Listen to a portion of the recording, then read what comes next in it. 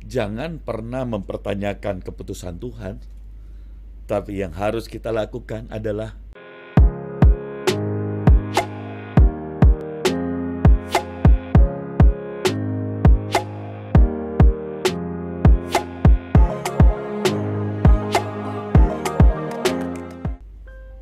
Yesus adalah jawaban. Ada satu kalimat yang jarang kita dengar, suka-sukanya Tuhan. Di dalam hidup, di dunia ini, Tuhan punya kedaulatan. Kenapa? Karena Dia Tuhan. Dan seringkali apa yang Tuhan putuskan itu kemudian tidak bisa diterima oleh akal sehat kita. Orang-orang menganggap seringkali, kenapa hal ini harus terjadi pada saya? Padahal orang itu lebih jahat. Padahal orang itu tidak lebih baik dari saya. Ataukah kita kemudian protes dengan Tuhan, kenapa orang yang jahat itu dia punya uang lebih banyak, hartanya lebih banyak, kenapa diizinkan hal itu? Sedangkan engkau yang dalam keadaan saleh, engkau taat, engkau rajin pergi beribadah, bahkan melayani, tapi hidupmu biasa-biasa saja. Nah, kita akan lihat saudara bahwa ada yang namanya suka-sukanya Tuhan. Dan ada sisi hal yang positif. Kalau engkau sabar, maka engkau akan menikmati lebih dari itu. Mari kita lihat firman Tuhan. Matius 20 ayat 15. Tidakkah aku bebas mempergunakan milikku menurut kehendak hatiku? Atau iri hatikah engkau karena aku murah hati? Wow. Dalam pembacaan Matius pasal 20 ayat pertama sampai 16 itu berbicara tentang Yesus memberi suatu perumpamaan mengenai seorang pemilik kebun anggur yang mencari-cari pekerja dan untuk bekerja di kebun anggurnya. Pada tiap-tiap orang mereka yang bekerja disepakati diberi upah mereka sedinar sehari. Namun ketika pada pembagian upah terjadi persungutan di antara mereka. Bagaimana yang itu terjadi? Yaitu pekerja-pekerja yang dipanggil itu oleh sang pemilik diberi upah yang sama. Padahal ada yang bekerja dengan waktu masuk pagi hari, ada siang hari, dan ada sore hari. Tetapi semuanya mendapat upah yang sama. Kalau begitu tidak adil dong Pak. Mereka protes. Mengapa upah yang mereka terima itu disamakan dengan mereka yang belakangan dipanggil bekerja? Sang pemilik kebun anggur itu berkata, "Saudara, aku tidak terlalu berlaku adil terhadap engkau. Bukankah kita telah sepakat sedinar sehari? Tidakkah aku bebas mempergunakan milikku menurut kehendakku sendiri?" Ini yang seringkali kita mengukur Tuhan berdasarkan keadilan kita. Padahal Tuhan tetaplah Tuhan yang mempunyai keputusan mutlak. Jangan sampai engkau salah paham. Karena kalau orang tidak mengerti dan salah paham dengan Tuhan, yang terjadi adalah dia kemudian menghujat Tuhan dan jauh dari Tuhan. Suka-sukanya Tuhan. Kalau itu dia bisa lakukan buat orang lain, dan engkau juga akan mendapat anugerah yang sama dari sisi yang berbeda.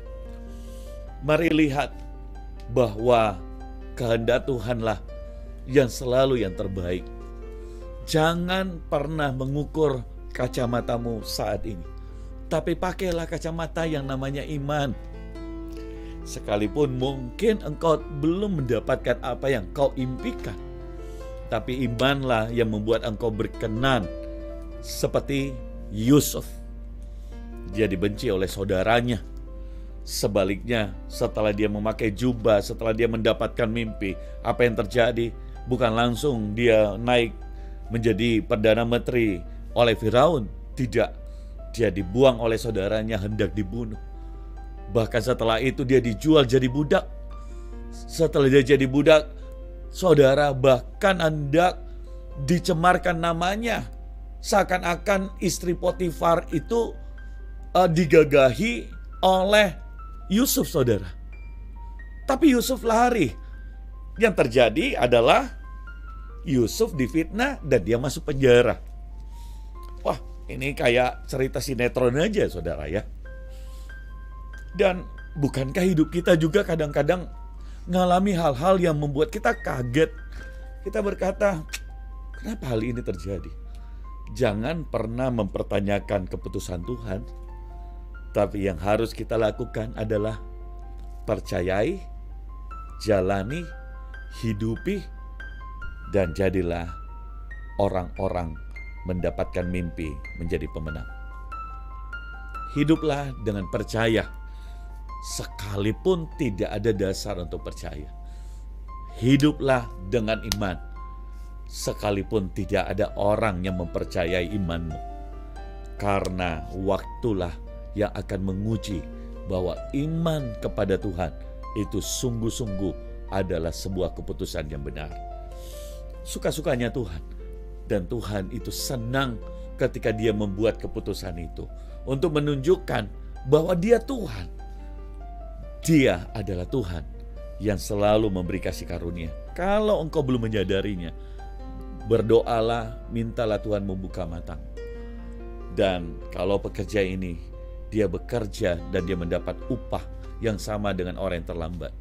Harusnya dia berkata seperti ini, aku bekerja lebih banyak karena tujuanku bukan hanya upah, tapi menyenangkan hati Tuanku. Harusnya perkataan itu yang keluar, bukannya amarah, bukannya cemburu. Karena ada firman yang berkata bahwa orang yang bekerja diberi upah bukan hanya di bumi, tapi di surga. Kalau hari ini saudara melayani dan sepertinya engkau tidak mendapatkan upah yang pantas di bumi, karena keadaan gereja, karena kondisi, jangan pernah menyerah. Ada sebuah kesaksian dari seorang pengusaha. Anda tahu dia adalah seorang yang tamat SD. Hari ini dia menjadi pengusaha besar di sebuah kota di Pulau Jawa. Ratusan perusahaannya, salah satu konglomerat. Tapi Anda tahu, dia tinggal di Pastori dan dia bekerja di sana, mencuci WC, mencuci baju daripada gereja itu, ngepel, saudara, dan dia menyediakan segala sesuatu, atur kursi dan yang lain. Dia mendapat upah yang sangat sedikit, tapi dia nggak pernah komplain. Yang dia syukuri apa? Saya ada di gereja. Dan saudara tahu, Tuhan tidak pernah berhutang. Yang terjadi, dia pindah ke Jawa dan kemudian dia pergi ke pelabuhan, dan hari itu dia memulai bisnis ekspedisi. Dan Tuhan memberkati dia. Orang-orang cemburu pada dia. Tapi tahukah saudara, selalu ada sebuah perkataan, suka-sukanya Tuhan. Suka-sukanya Tuhan. Saya percaya kalau engkau ada favor Tuhan, suka-sukanya Tuhan. Mungkin orang lain cemburu, kenapa dia diberkati? Kenapa dia dipakai Tuhan? Suka-sukanya Tuhan. Itu Tuhan saudara. Dan dia akan memperlakukan saudara istimewa karena hatimu berkenan di hadapannya. Ada pertanyaan yang saya ingin tanyakan kepada saudara, yaitu bila sang pemilik anggur itu bertanya kepada kita, maukah engkau menjadi pekerja di kebun anggurku? Apa jawaban saudara? Pertanyaan yang kedua, apa yang dikehendaki oleh pemilik kebun anggur terhadap para pekerjanya? Saudara, tulis komen Anda dan kita akan saling memberkati. Mungkin sharing Anda akan memberkati orang banyak. Seorang pekerja yang tekun dan setia sampai akhir dikenan oleh sang pemilik kebun anggur. Loyalitas tidak pernah mempertanyakan berapa yang saya dapat, melainkan apa yang bisa saya perbuat. Anda pekerja yang setia itu, suka-sukanya Tuhan.